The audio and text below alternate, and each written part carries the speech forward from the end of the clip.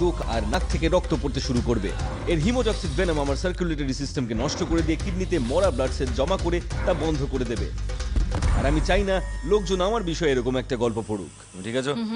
আচ্ছা, আমি এটাকে এগুলো সবই নিশাচর সাপ, আর আমরা কোনো ঝুঁকি নিতে পারবো না, বিশেষ করে একটা বাচ্চা থাকায়। বলা মুশকিল যে এটা কি ধরনের সাপ। স্নেক, কাঁড় সাপ বা কাঠচিতি সারা ভারতে পাওয়া যায়। এদের ক্যাট স্নেক বলা হয় কারণ এদের চোখের মনি লম্বা হয় বেড়ালদের মতো।